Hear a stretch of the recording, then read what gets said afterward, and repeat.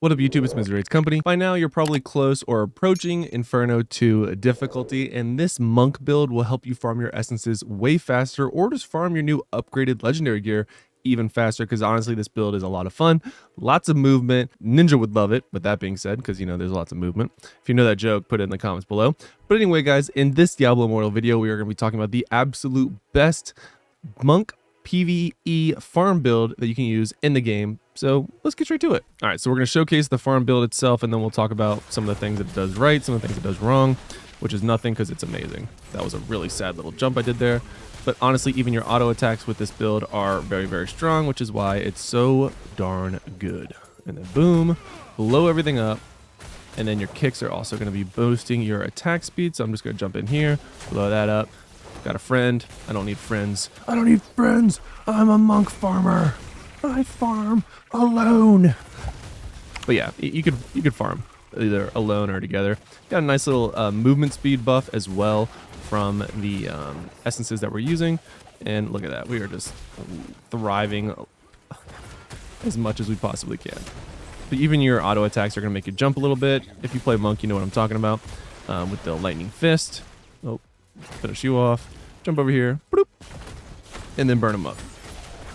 That's literally it. It's a very straightforward build. It's actually a lot of fun to play. I'm not one that like typically enjoys like the really boring farm builds. Like I like it to be actually pretty engaging because it keeps me awake. Because otherwise I end up falling asleep and then I don't farm that well when I'm asleep. I don't know if you guys have that same experience, but like when I'm not playing the game, I typically get a lot less stuff than I do when I'm playing the game. Kind of weird how that works out, right? But yeah, so this build is a lot of fun. And I could do this for hours because I feel engaged and it's fun gameplay. And if you do your abilities right, you do a lot of damages. So your flying kick is actually going to buff your abilities. So if you do flying kick into your Shimmerlin, then it does even more damage. And then your shield is just going to be doing that AoE damage, which is great. And here again, I could just do this all day long. Basically mindless, but I'm still feel like I'm having fun and engaging with the game in some kind of way. So that's what keeps me going when I'm trying to grind. And hopefully that works the same for you. Now, in a second here, whenever I let this drop off, if I ever do, we'll jump over to the build itself so you can see what build we're using. But right now, oh, nope, not going to drop off. Like I said, guys, this is literally nothing. Oh, you got people trying to interrupt your farm? I'm too fast for you. Boom, boom, boom. And then leave them. Leave them behind. All right, I could literally do this all day. I mean, I'm by myself. I'm using the treasure hunter tree, so I'm not even using the one that massacre or whatever it is that makes you do have a longer ability of keeping your things up. I'm literally just doing this by myself with treasure hunter. Very easy to do. Oh, even when kept it going there. Oh my god. Okay, I gotta stop. I can literally do this nonstop. So let's go ahead and pan over to the build itself, and we'll do that right now. All right. So for the build itself, we are using the Fist of Thunder, which is what most monks use. It basically allows you to jump in between packs really quickly. You actually teleport every third hit, which is pretty awesome. Mystic Strike, Wave of Light, Flying Kick, and then Shield of Zen.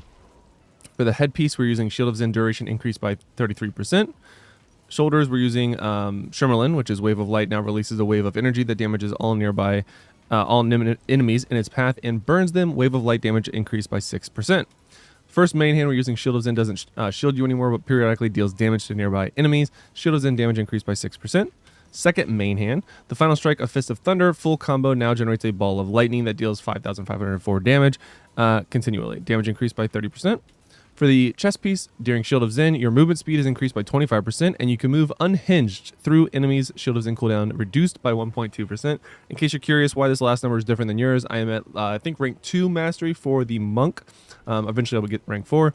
But this one's actually really good. Unhinged, in case you're curious, means that they won't body block you. So you can literally run through mobs without having them slow you down, in case you're curious. Pants. Mystic Strike now causes you to charge to a target location, knocking up and damaging all nearby enemies. Mystic Strike damage increased by 6%.